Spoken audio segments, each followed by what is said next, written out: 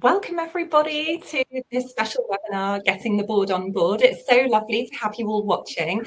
And although we can't hear from you actually talking, we'd love to hear from you in the chat. It's always so nice to know that there are actual people at the other end when you're just talking into a screen. So I thought it would be really nice if everyone wanted to let us know where you're joining from today.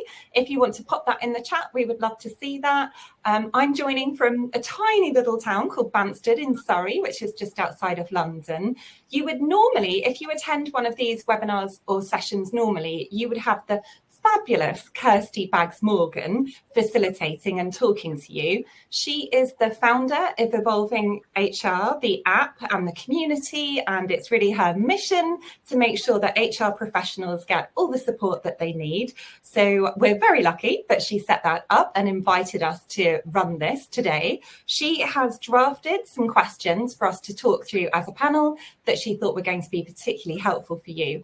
And she chose this topic because she's seen that it can be such a challenge that she experienced when she was an HR professional and that she's seen lots of other HR professionals experience as well. So before we dive in and I start asking our lovely guests lots of questions, I thought I would start off by asking everyone to introduce themselves. And then I'll introduce myself. Should I do it at the end or quickly now? I'll do it really quickly now. That might be better. So I'm Faye Wallace. I'm a career and executive coach who specialises in supporting HR professionals. And as well as my coaching work, I also have a podcast called HR Coffee Time. And I have got a planner to help you get organised and stay on track with your goals each year called the Essential HR Planner. And now I'll hand over to Lorraine, who's going to quickly introduce herself. Hi everybody, I'm Lorraine Ivers. I'm also a career coach and mentor for HR leaders. Currently based up in Ayr in the west of Scotland, and the sun has actually finally come out, soon to be moving to Portugal. I'm an ex-HRD with over 3 decades experience in HR until I burned out. Now I work exclusively one-to-one with clients, offering job search support, 90-minute career clinic and my signature Gain Career Clarity programme. Over the years, I've had the pleasure and the challenges of working with many different types of boards, from collaborative ones in big name organisations to local government where you were influencing a public stage, and others where, quite frankly, it felt more like Game of Thrones than governance. So I'm looking forward to our discussion because I know this is something that a lot of people struggle with. I really think it's important that we do have that voice at the table. We're a critical part of the jigsaw. Our voice matters. Oh, thank you so much, Lorraine. And I can see a brave soul has entered the chat. So Matthew, thank you so much for saying hello. It's lovely to know we're not just speaking into the void. So Matthew said he's joining from an independent school in Berkshire where he is an HR manager and it's the first day of the holidays. Oh, woo. Well, I hope that means you're going to get to enjoy some of the holidays. Thanks so much for saying hi. For anyone else who's watching, please do say hi to us in the chat. Let us know where you're joining from. It's lovely to get some engagement from you. Thanks so much for leading the way, Matthew. Oh, and I've seen Jason is here as well. Hi, Jason. Lovely to see you're here. And Jason's joining from sunny Cheshire. So it's lovely to have Matthew and Jason with us. And now I'll ask Brad to introduce himself. Brad, are you happy to say hi to everyone? Yeah, thank you, Faye. Afternoon, everyone. My name's Brad Plax. I am the founder of a business called Mid66. We are an engagement and retention HR tech platform. My background was 30 odd years in recruitment and HR tech, and for the last 5 or 6 years I was working as an advisor to a portfolio of businesses within that space. And I did that because I really enjoyed the opportunity to have impact on individuals and help them on their journey. I'm now doing Mint because I'm looking to impact the entire experience of the workplace, both for employees and employers. Our goal is to be able to give employees a meaningful voice to understand what truly matters for them, report that back in real time to HR functions and senior leadership teams in order that they can make better decisions to keep engagement and retention at a good level to elevate company performance, productivity, profitability, culture, and everything else. So that's a little bit about me. I'm sitting in the East London Essex border. I rather say East London because unfortunately I view the only way as Essex ruining Essex, but apologies to anyone that is in Essex. But that's where I'm based. So nice to meet you all. Oh, thanks so much for introducing yourself, Brad. And I've seen loads of familiar names popping up in the comments. It's so nice to know everyone who's here. So I'm just going to really quickly say hi, Sarah. Hi, Gemma. Hi, Katrina. Hi, Tatiana. Have I said hi, Helen? Hi, Helen. It is so lovely to have you all here. Thank you for popping in to say hi in the chat. We really appreciate it. And now I'm going to move us along last, but definitely not least, to Jo. Jo, would you like to say hi to everyone and introduce yourself? Sure. Hi, I'm Jo. I am a internal comms, organisational culture and employee experience consultant, and I'm on a mission to make work not suck. I really enjoy going into working with businesses and running listening audits and really hearing what life is really like within those businesses, understanding what's working well, what the challenges are, and then providing the feedback to the leaders so that they can make the changes that they need to do in order to make work even better for them. Similar to Lorraine, I've also had burnout, so working in partnership with leaders to make sure that they create happy, healthy and engaged workforces is really important to me. And obviously a big part of that is working in partnership with the board and make sure that they are on board with the messages that we, either as internal communicators or HR professionals, need to get across. So I'm really pleased to be here. Oh, that's brilliant. Thank you so much, Jo. And I can see we've had another hello in the chat as well. Hi, Claire. It's so lovely to have you here. So now that we know we're not speaking into the void and we have all these fabulous people watching our conversation today, please do feel free. I have got some questions that Kirsty Baggs-Morgan has drafted for me, but do feel free to pop any questions or like follow-up questions in the chat for us. And we will keep an eye on that and try and get to them for you. But I'm going to kick us off with the very first one. And Jo, as you had to wait till the very end to introduce yourself, I thought I would start by asking you. And it is, why do HR proposals so often struggle to land with boards? Is it about the message, the messenger, or the mindset in the room? We'd love to hear what you think. I think it's probably a bit of everything, right? So I do think that we, as HR professionals, probably do go into the boardroom with a slightly different language to the people that are in the boardroom. I think we often go in quite rightly where our passion is, which is the people, engagement, their happiness, their health and so on. But the conversation in the boardroom, particularly now when times are tough, are more about cost cutting, efficiencies, and, kind of just really much more cutthroat business conversations. So I think we'll probably come on to this in more detail, but I think we need to think about the language that we use and how we pitch those conversations in the boardroom to be using the right languages or the right language so that we can capture the attention of the board, still get the same result. It's just a different way of doing it. And I think also on top of that, it's probably understanding the mindset in the room and, kind of reading the room, knowing the personalities and the profiles of the board members and making sure that you're kind of adapting your approach to their approach. I know I've worked with some leaders that I call them legs. So they're just like, be quick, be fast, be gone. So you go in, you land your message, no fluff. They don't want all that detail. They don't want the background. They just want to know what's your proposal, what's your desired outcome, and how are you going to get there. Whereas others, they might want the data.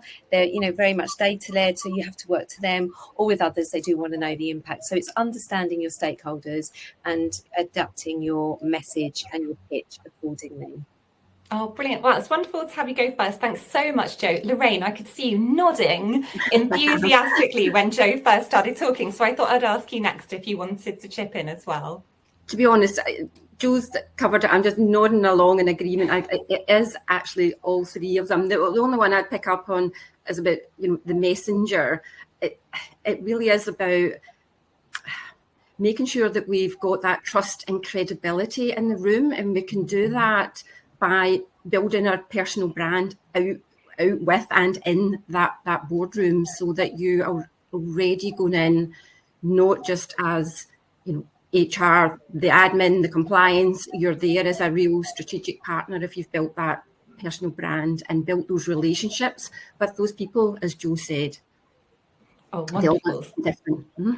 Oh, thank you, Lorraine. And Brad, is there anything that you'd like to add to the discussion as well? Yeah, I agree with what's been said so far. To touch on Lorraine's point around sort of like the credibility, I think it's really important for HR professionals to also focus within themselves and recognise the value that they are bringing.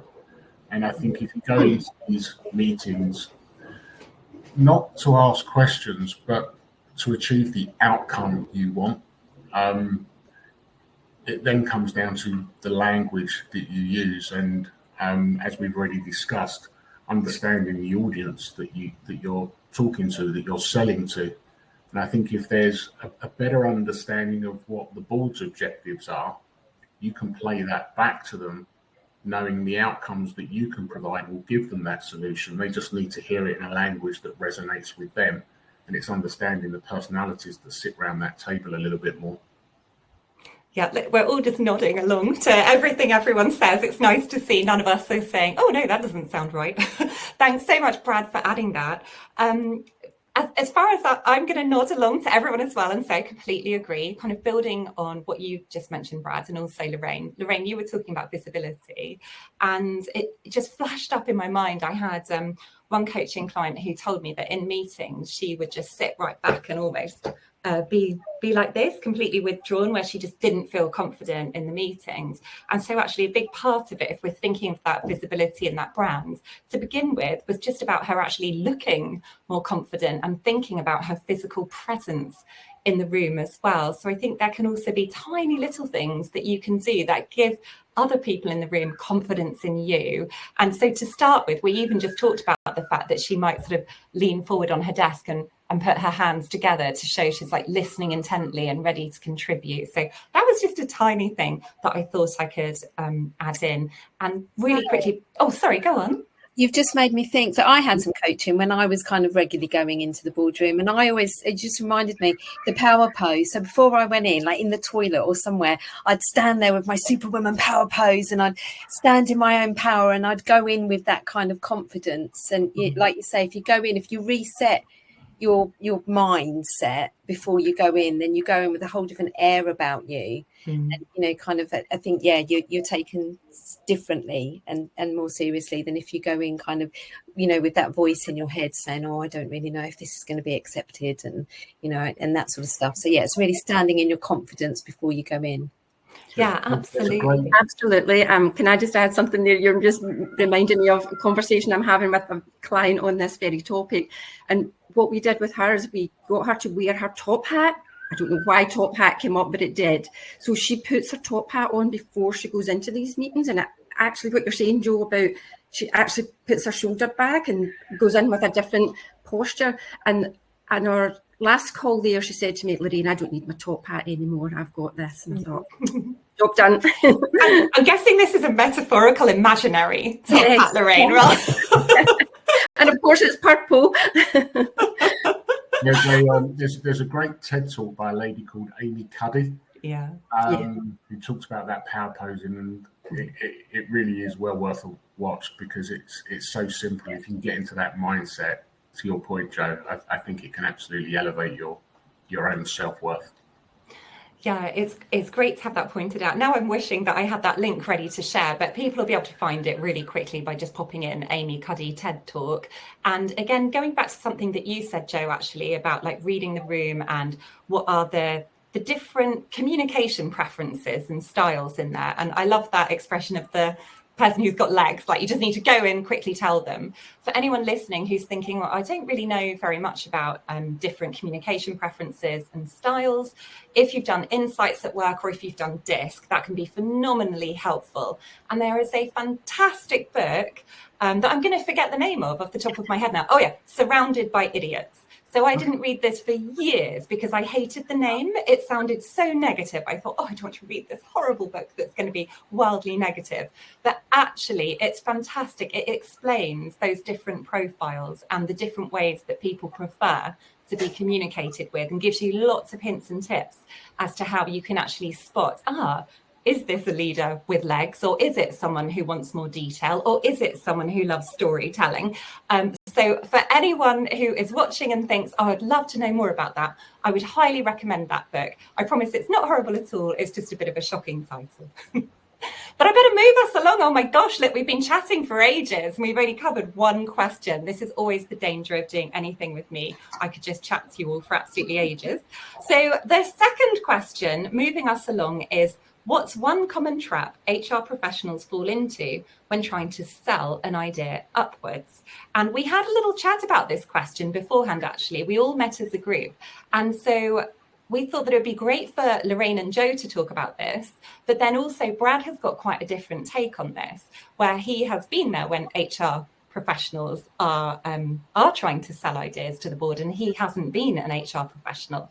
So we think it's going to be great to get to hear these different views. So I'll start off this time with Lorraine. So Lorraine, just to remind you of the question, it was, what's one common trap HR professionals fall into when trying to sell an idea upwards? So you happy to start us off? Yeah, of course. Yeah. I think we can get trapped in our own little HR bubble and make assumptions that others understand HR and know what we're trying to transform and improve. You know, I think we try to sell the how before selling the why.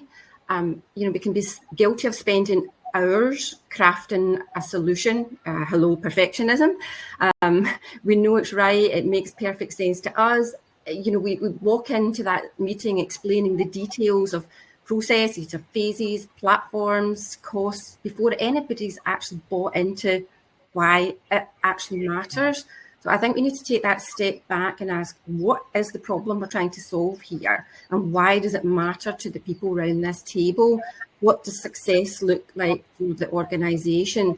And then we need to think about tailoring that message accordingly. And I know that's quite difficult when we've got different personalities in the room and they all maybe want something different, but it's trying to get something that lands with everybody, and think headline first and then the footnotes later.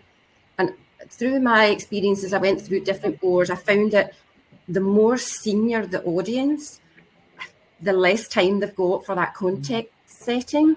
So, you know, in summary, lead with that outcome, the risk, the opportunity, to try and get them on board with the why we're doing it. Oh, that's great. Thank you, Lorraine. And I can see in the chat, my gosh, we have the most helpful viewers who are tuning in and listening right now. So Gemma has shared a link to the book straight away, like magic. Thank you so much, Gemma, for doing that. And Matthew has actually given us a recommendation as well. He has said, see also 5 Voices, a really good insight into communicating across personality types. Thank you so much, Gemma and Matthew. This is amazing. We have you helping us today. Thank you. So having heard Lorraine's brilliant insights into our answer for that question, are you happy for us to move on to you, Joe? Are you happy to share? And as a reminder, again, we're talking about what's one common trap HR professionals fall into when trying to sell an idea upwards. Yeah, definitely. I think it's waiting until you're in the boardroom.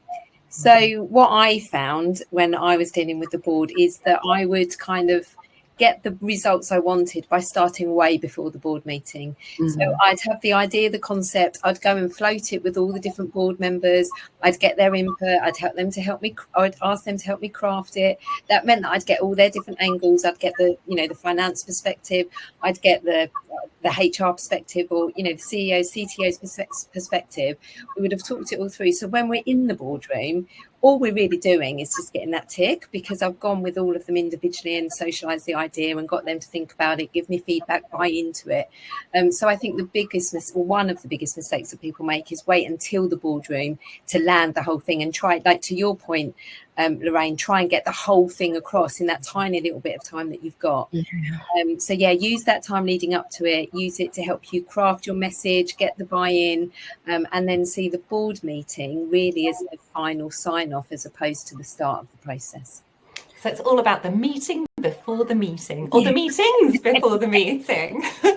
Thank you, Joe. And so, Brad, we would love to hear if you have got a view on this as well, taking it from a different angle, as you aren't officially an HR professional, so you'll have seen it in a different light.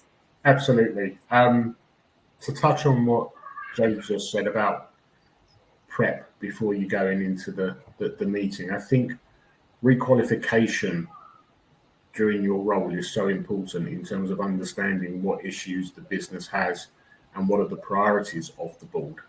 And it's about requalifying that when you go in and speak to them, just so they are bought into and agreeing that everyone is on the right path. And then when it's about selling the solutions and looking for sign-off, we touched earlier on about understanding your audience, and I think we're going to come on to it a bit later, so I won't go into different communication styles now. But most people sitting around the boardroom are going to want to understand what is the outcome, what is the problem, what is the outcome. The features and the benefits are less important. That's the how. We can talk about that afterwards. This is our problem. If we do this, this will be solved, and the benefit for that will be X, Y, Z. And if it's in really simplistic terms, whether that's unbiased because I've got an engagement platform, whether it's more engagement, whether it's retention, whatever the issue may well be, what we're looking for is solutions that are going to keep moving the dial of the business further forward. It's going to be able to elevate the business in terms of their performance, in terms of what they're trying to achieve. And if the outcome that you're suggesting doesn't meet with that, there's always going to be resistance. So it's requalifying that process really early on, get the relevant stakeholders bought into what you're trying to achieve as well, because ultimately you want to be able to sell en masse. So I've spoken to this person, I've spoken to this person, I've spoken to this person, we're all in agreement. If we do this, it solves this problem and this is the outcome you get. That will resonate a lot more than somebody going in there and saying, I've got this amazing product, it does this, it does this, it does this. It's not really going to wash, and you're going to be on a bit different wavelengths. Oh, it's great to hear a different perspective, a different way of looking at this. And I just know, because I'm thinking it straight away, that people watching will be thinking this as well, like, ooh, requalification, like this is not an HRE term that we would use at all. And so would you be happy to just talk us through that? Like, what do you actually mean by requalification? What does that actually look like? How can people do it? Yes, that's a really good question. So I'm going to put my recruitment hat on for a second, because that was the original background. So you're qualifying a brief from a client, you get a job. You have a call 1st of March. By the time the process is nearing to the end, come mid-May, there's no guarantees that what was discussed on the 1st of March is still current and is still correct, because things keep moving, goalposts keep moving. So you may well have been going down one path. You need to be able to requalify that that path is still current, is still a priority for the board, is still going to have an impact that they are looking for, and nothing has shifted. What things are you unaware of that might have shifted the board's perspective? Have they had financial problems over the last 4 to 8 weeks that are going to impact any buying decisions? Have they got staffing issues? Are they going through mergers and acquisitions? There's so many possibilities that could be unknown to you. So before you go in and try to sell a solution and get sign off of that solution, understanding if the board's priorities have changed from when they first spoke to you is really, really important, because if you understand that, you can pivot your pitch accordingly to mirror the current objectives of the board.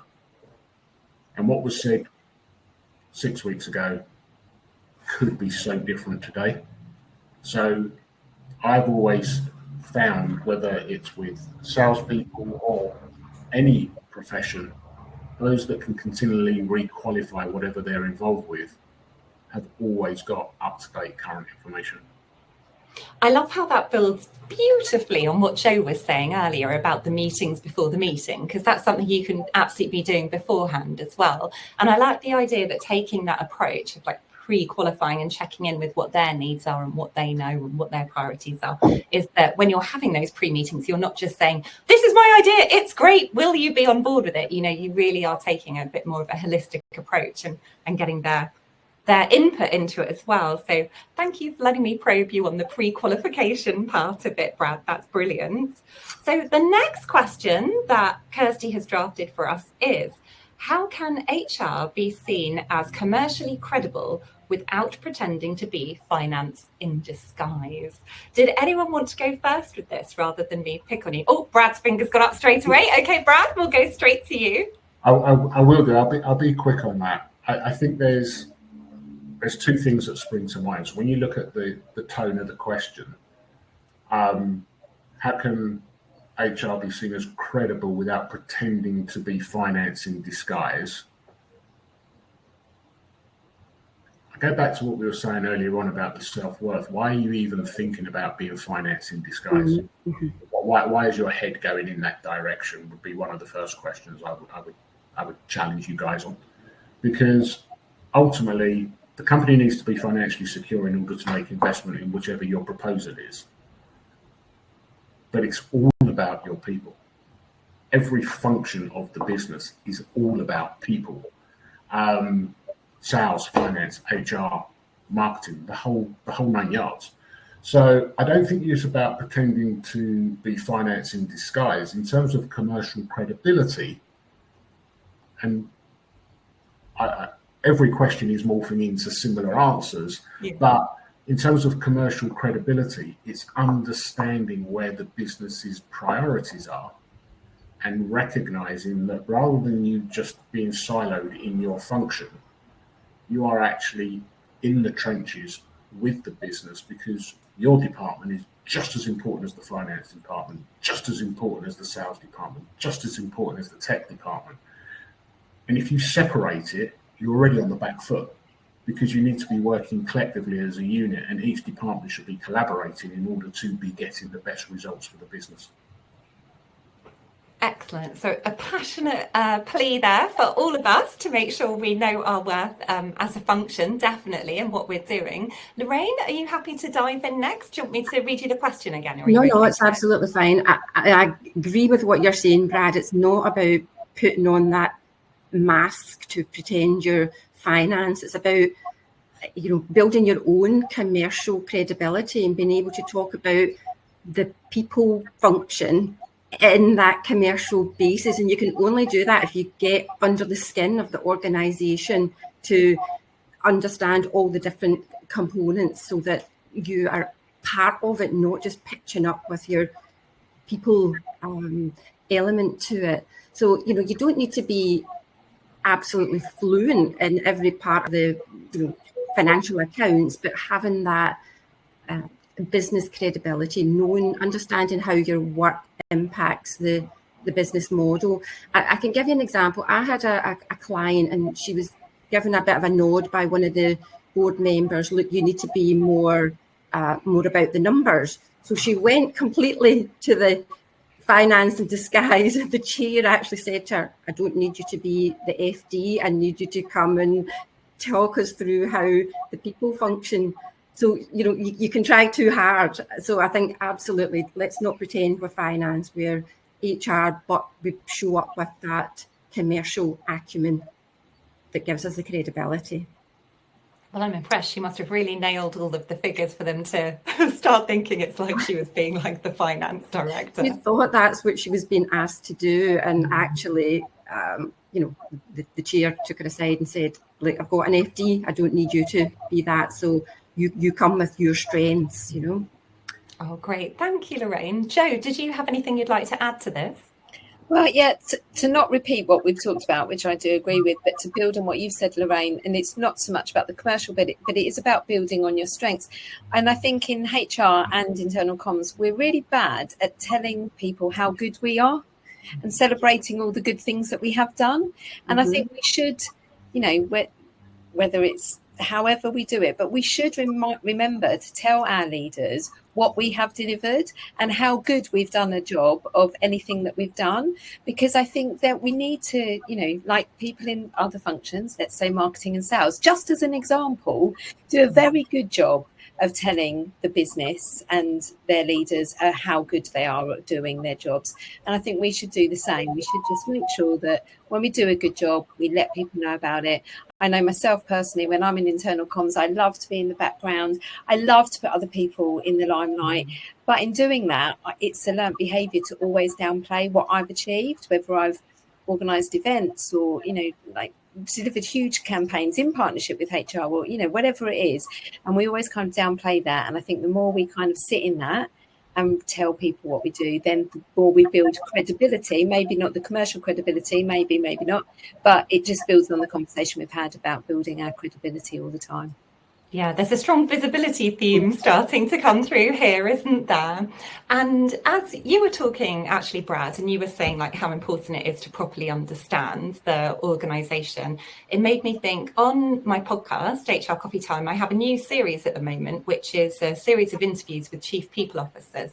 And I asked them all exactly the same questions, but of course they all say different things. They've got different stories to share. And what's been really fascinating about interviewing people who are operating at that level is how I think all of them so far have talked about the fact that actually to really succeed in that role, you have got to push yourself outside of the HR comfort zone and get involved in other projects, so that the projects you're running or you're involved with, it's not all just strictly a people or HR agenda. And if there is a problem within the business that you can see, you go and proactively try and help it.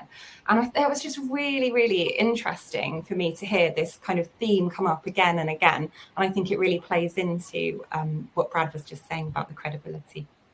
So anyway, I won't keep talking about my podcast the whole time, but hopefully that's helpful for anyone to hear.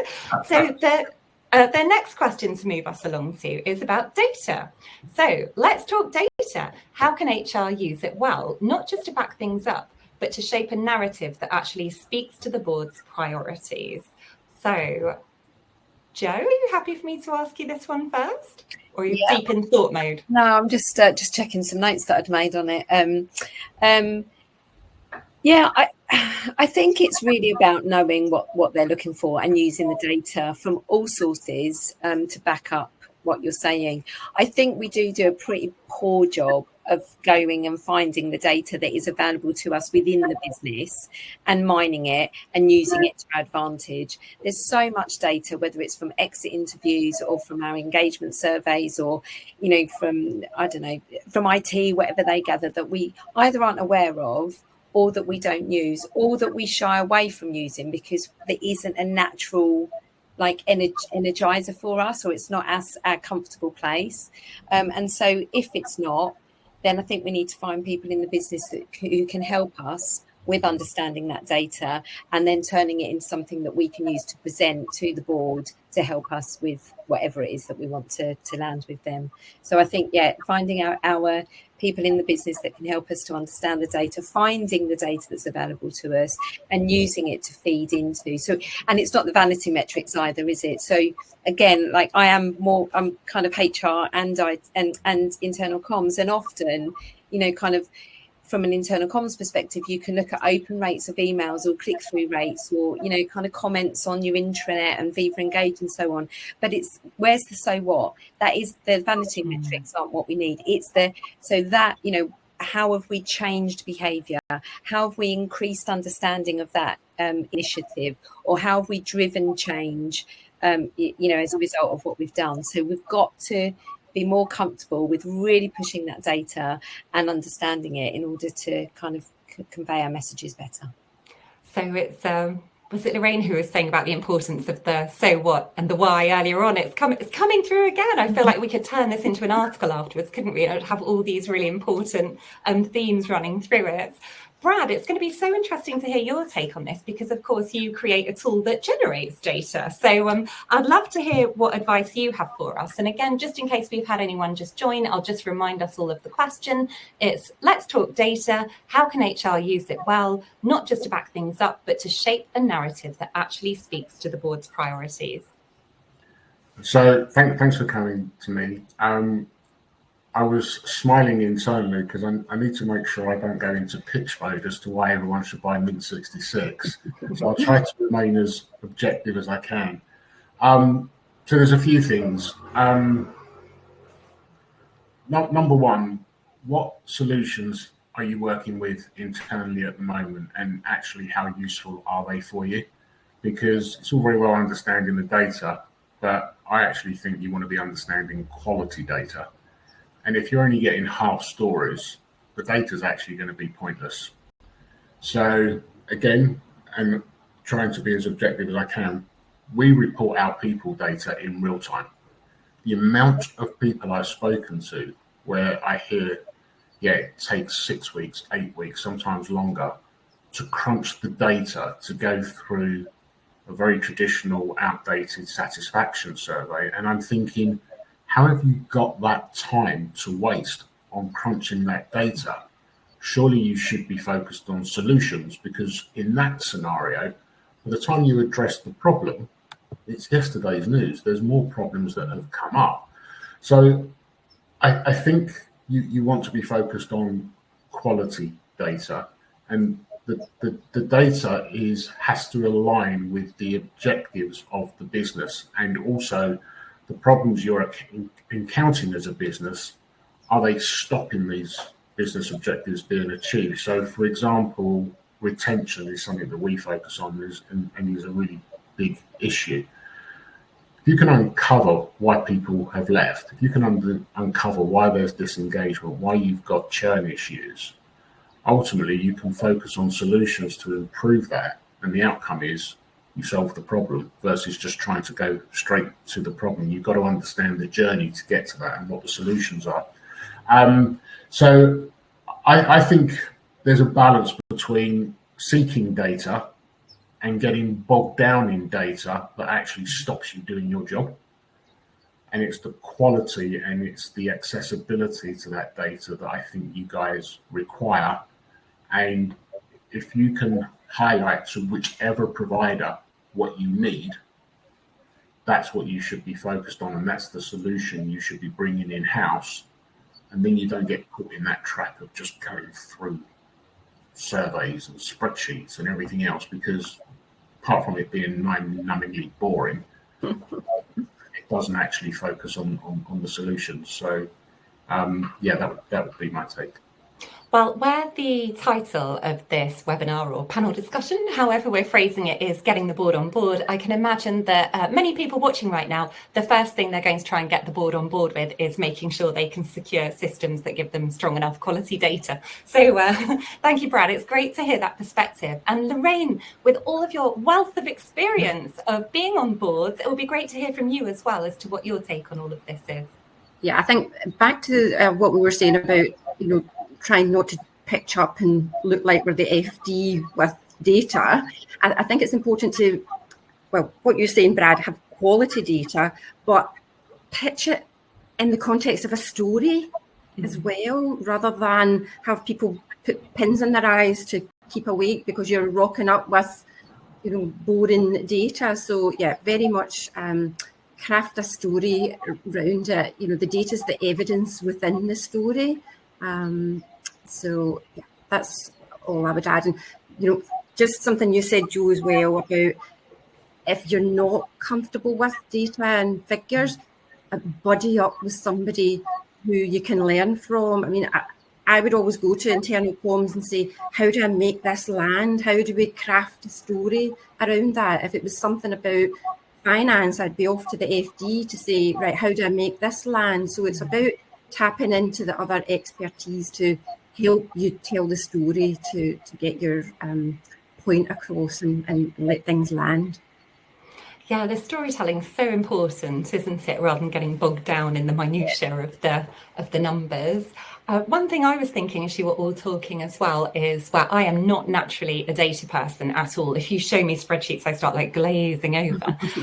But so what works really well for me, and which I presume will work for certain other people as well, especially if they're on your board, is when you think of data visualization, and so how you actually present it. And it hasn't got to just be like a pie chart or a bar chart or a spreadsheet. Like, you can make it look more impactful. Jo, I bet you've probably done this loads of times, and I've got loads of examples of this.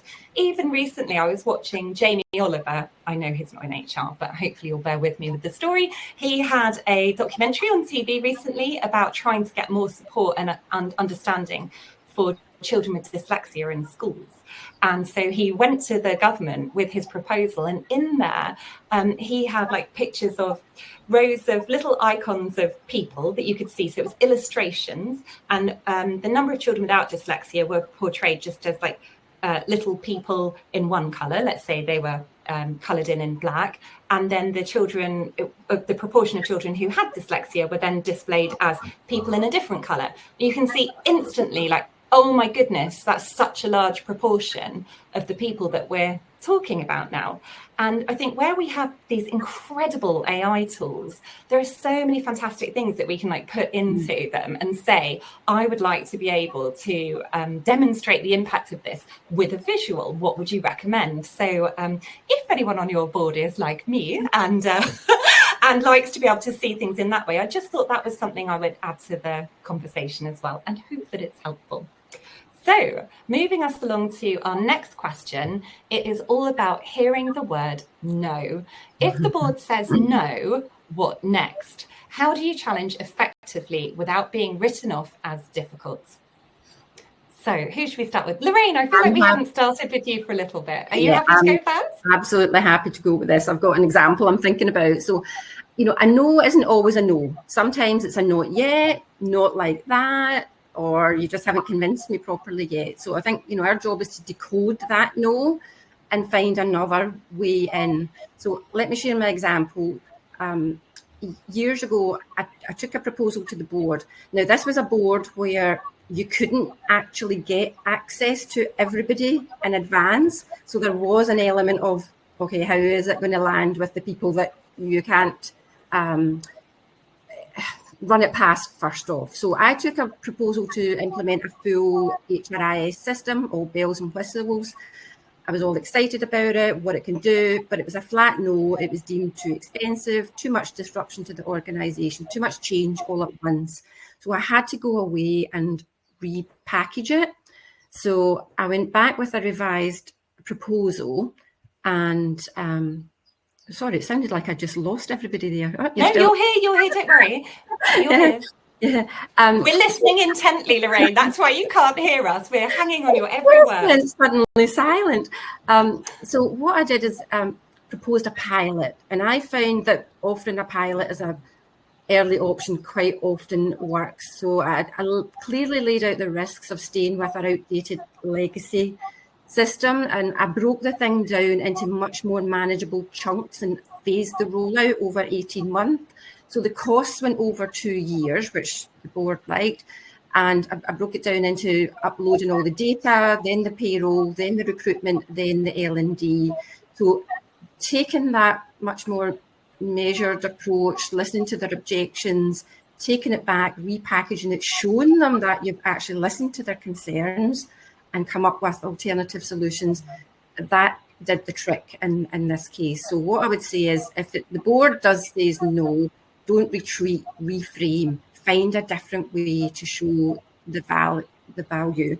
You know, the challenge is hopefully coming from a place of partnership, not pushback, not just being difficult. So it's about, as I say, repackage, go back in there, equally determined with your strategic lens. So no can just be a not yet. So thanks, Lorraine. Jo, are you happy to answer it for us? But in case we've got anyone new joining us, I'll just remind everyone of the question. It's, if the board says no, what next? How do you challenge effectively without being written off as difficult? I love what you've just said there, Lorraine, about don't retreat, reframe. That I'm going to remember that one, because and I think that's it. It's I think I've been there before when I've taken it really personally. I've done something, I've put my heart and soul into coming up with something, and then it's been a no or a not yet or whatever, and then I've kind of gone away and, you know, kind of taken it really personally, rather than objectively looking at it and thinking, right, well, why wasn't it accepted? What could I redo? Or how could we approach this differently to the result that I want? Or just accept that actually it's not the right decision for the business at that time. And I think what I would probably do is go and have a chat to a few of the board or my stakeholders to understand that and go into it in a bit more detail, away from that group setting. And, you know, just in a one-to-one to really understand kind of what the drivers were, what the blockers were. Could I have done anything different? So even if we can't do anything different for that instance, then it's feedback for what I can take on board for future instances as well. Excellent. And Brad, is there anything different that you would like to add? I just want to bring it back down to communication styles, because I think it's relevant to the question.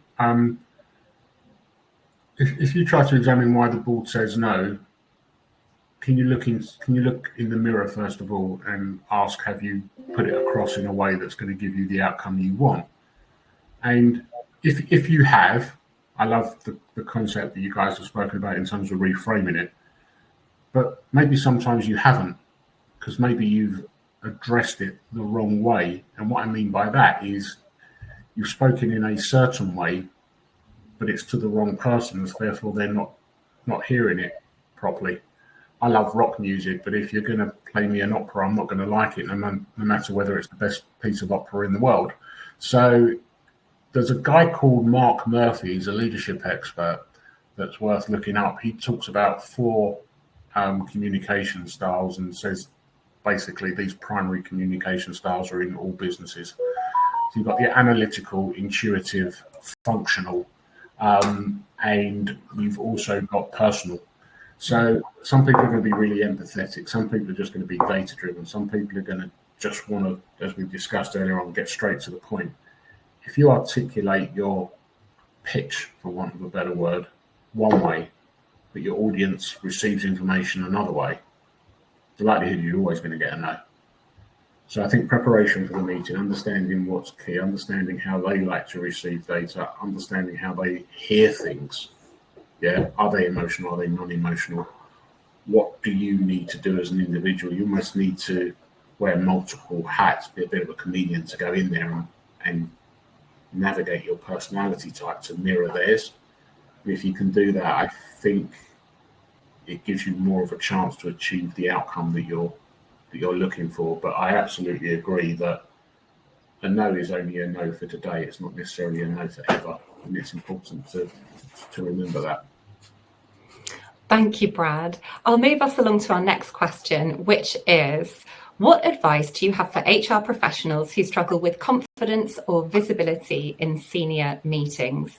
How do you build presence without changing who you are?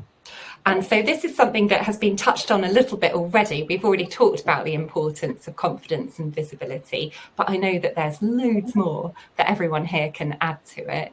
Lorraine, did you want to start us off with this one again? Yeah, I think the first thing to say is that if you do struggle with confidence in that senior space, know that you're not alone. You know, I work with some brilliant, capable HR leaders, and they tell me they feel invisible, they feel undervalued. And it's not because they lack the skills, it's because quite often they doubt their own voice belongs in that room. And, you know, back to what we said about, you know, you don't need to be putting a mask on. You don't need to become somebody else. You don't need to be loud. You don't need to be tougher. You don't need to be thrown around the buzzwords. You just need to be taken seriously. And, you know, we talked about personal brand earlier, and a big part of that is owning your brand, how people experience you, you know, what you're standing for, your values, all of that good stuff. So I think it's about tapping into that, your strengths, your skills, your voice, your impact, and like not chasing the validation, start leading from your center. So, you know, one thing I say to clients I'm working with, you know, don't wait for that right moment to speak up in board meetings, because that sometimes never comes. You know, that what we've talked about, prep being your secret weapon, rehearse your messages, build those relationships, anticipate the challenges, and also tune into your internal voice. We talked earlier about, you know, the power pose, the top hat. You know, think about how are you talking to yourself before you even go in that room, because, you know, building that presence starts with rewriting that inner script.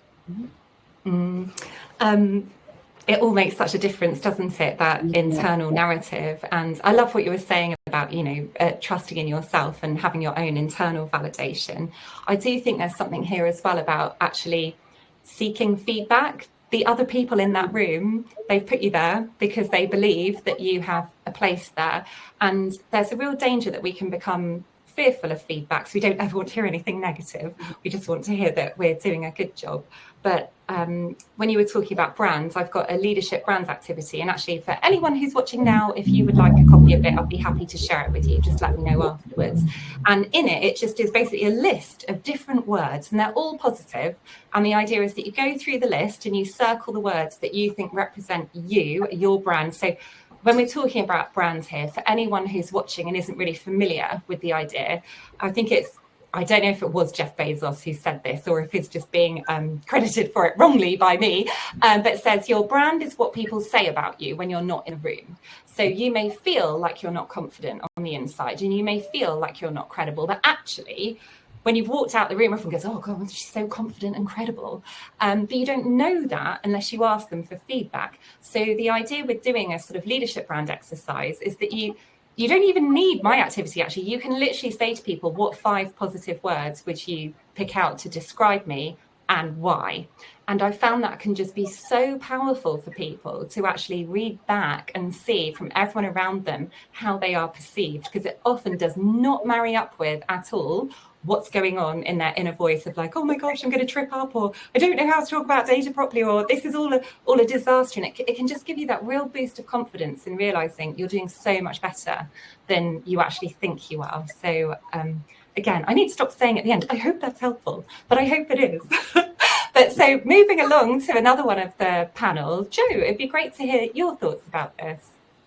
Well, I mean, obviously we've got 2 coaches here, which is amazing, because all the stuff you've saying, I'm thinking, yeah, that's so good and it's such good advice, and you've kind of almost balanced each other out. I would definitely say if you can get a coach, because once I got a coach to help me with holding my own in the boardroom, it did transform how I saw myself, how I presented myself, and how I saw the other people in the room. And often you can put them up on a pedestal and you think, oh my God, his CEO is the only runs the business and is something really important, when at the end of the day he is human just like us and he can make mistakes just like us. And I think we sometimes have just got to remember to just have a normal conversation with these people and be ourselves in front of them as well. I was at an event a few weeks ago and the keynote was Jamil Qureshi, and he talked about act as if. And that is really stuck with me. So it's kind of, and it's a bit really what you were saying, Lorraine, like go into that room, go into the board meeting, have those conversations in your mind, acting as if you are a board member and as if you do have, well, you do, but as if, everything you say is valid. And if you go in with that mindset and you're acting at that level, then your whole demeanour, the way you deliver the messages, the way you receive the messages, the way you have that conversation is totally different. So, yeah, I think that's probably what I'd add to what's already been said, which is all hugely important and stuff I'm going to remind myself of when we leave here today. Oh, it's so great to hear how positive you found coaching and how beneficial it was. Was there one thing in particular, or was there anything that stands out from your experience with the coach that really helped you to sort of up level in those meetings? Well, I think it was definitely the power pose, and that was in meetings, but also when I go and speak on, at events and so on. I always say I'd go in the toilets saying to myself, what are you doing, Joanne? Who do you think you are that you can go and talk in front of this room of people? And then I'd go and be like, no, I can do this. I do know what I'm talking about. And it's just that inner voice, isn't it? And, so kind of just, I would never have had that second part of the conversation if I hadn't have had the coaching. I just would have talked myself down, whether that's, presenting or into a boardroom or going to pitch for business, anything like that. So I think that's really important. And yeah, I don't know. I think that's it. Just having the belief in yourself and, however it is, whether it's your wow folder that you go and read just before you're going into the board meeting, all the things you've achieved and how good you are, and just turning all those negative little voices into a real positive spin before you go into, kind of that environment that you don't feel so comfortable in. I'm now picturing you in the loos just before having to go into a meeting, and I know everyone's going to be thinking, what's your favourite power pose? I feel like we might need a demonstration because people listening and watching might not have seen the Amy Cuddy video, and they might not even know what a power pose is. Did you want to Do you want to share a favourite one with us? Probably not. It's just like the Superwoman. The Wonder Woman one. Yeah, the Wonder Woman. Yeah, you know that. So yeah, so because people might not know. Yeah, so the power posing is all about making yourself bigger. Posing like you're Wonder Woman. I feel like we should all be doing it now, really, so Jo doesn't feel so singled out. So Brad and Lorraine, should we all do our favourite power poses? I'm going to do my arms in the air. Oh, I like Brad's. I've never tried that one before. Excellent. Thank you so much, everyone. That's fabulous. Faye, can I just add, something just came to mind there, and it's actually from one of your podcasts, so let me come in with it. And it was one way back when you had a guest on, and she was talking about 8 people that you need in your network. And I think that this is quite pertinent for this question, because she talked about having a mentor, and I think that that's really good to help build that confidence, and also a sponsor. And I know that and a sponsor's a difficult one, because you can't go out really asking for that. They sort of come to you.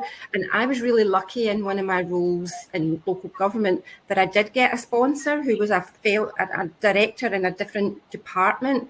And he was really great about what you were saying, Jo, about helping me to promote my achievements and the achievements of the team and build that credibility. So I would definitely get a mentor and a coach, of course, and try and get a sponsor as well. Oh, thanks so much for mentioning that episode, Lorraine. Yeah, that was one of the very first ones, I think, which was all about the 8 people in your network who can set you up for success. And it was with Sharon Peake, who is... that's it. She's amazing. Just in case anyone watching is thinking, what is this sponsor that you are talking of? So a sponsor is someone within the organisation who often will have more power than you do and is highly regarded, and they will speak up on your behalf and they will sort of champion you. I've been really lucky to have had one, and you're right, Lorraine, it happened by accident. I didn't go and ask him to be my sponsor. He kind of noticed that I was doing a good job. Thank you, he was so lovely, and started saying to my boss, like, why aren't you letting Faye do this? I think Faye should be doing this. Did you know that Faye did that? And it made just such a massive difference. So given the fact actually that our entire audience is HR professionals, it's a great thing to be talking about, because although we're talking about getting the board on board generally, actually I think sponsors are so helpful to have within organisations, and you can set up formal schemes for them, and they've been shown to really improve like mobility, counter bias that exists within the organisation. So we could be doing a whole other webinar about it, Lorraine. Absolutely. I honestly thank that director for changing the trajectory of my career. I really do. Yeah. And it also makes me wonder, I wonder for all of us and for everyone who's watching, if they can be a sponsor for someone else in the organisation, like who else is actually maybe earlier on in their career and could really do with your support and your voice for them. So, thank you so much for mentioning that. And Brad, I promise we haven't forgotten you at all. And I think your brilliant power pose, I've just seen that Matthew has put in the chat, excellent episode of Ted Lasso with a power pose in it. So we're all going to have to Google that afterwards. And I have got a great story about Ted Lasso, but I'll save it, because let's hear from Brad first. So Brad. I haven't really got anything significant to add, because I think you guys have covered that off really well, but I'll just make 2 points. It's very common and very normal that most of us at a point in time suffer from some version of imposter syndrome. And the thing to consider when you're sitting in the boardroom is that there's potentially other people that are sitting in that boardroom that have also got exactly the same feeling. And if you can take your mind down that road, it's a really easy trick to just say, well, if they're feeling it and I'm feeling it, what's there to worry about? I know it's not as simple as that, but it can be quite powerful. And then the other thing I just want to touch on is the narrative around feedback. My view on feedback is negative feedback does not exist. And the reason why I say that is because it's just simply an opportunity to learn, to grow, to develop and do better. So don't fear it. It doesn't matter if somebody's got something negative, because if you own that, you can then go and be better. And as a result, we're always learning no matter what experience we've got. So don't fear bad news.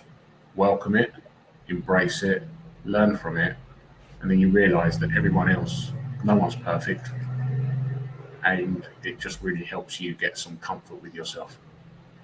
Well, what a fabulously positive note for us to end on. All that really leaves me to say, as we are about to hit time, is thank you so much to all of you for having this brilliant conversation. I've learned so much from all of you. It's been lovely chatting to you all. And thank you to everyone who has watched all the way through and stayed with us and for engaging in the chat. It's been wonderful having you here. We all really hope that you've enjoyed it and found it helpful. And I didn't share the Ted Lasso story. If you'd like to hear it, feel free to drop me a message on LinkedIn. I've just put my LinkedIn profile in the chat. And in fact, I think that all of us have shared our LinkedIn profiles. Has everyone else popped their LinkedIn profile in there? Excellent. So if you'd like to connect with any of us, I'm sure the others have got great stories too. Maybe not about Ted Lasso, but something else they'd love to share with you. So please do feel free to reach out. And yeah, we'd love to hear from you. But I will say goodbye for now. And I hope to see you at another one of these lovely webinars that Kirsty's arranged for us all. Thanks, guys. Everybody. Take care. Bye.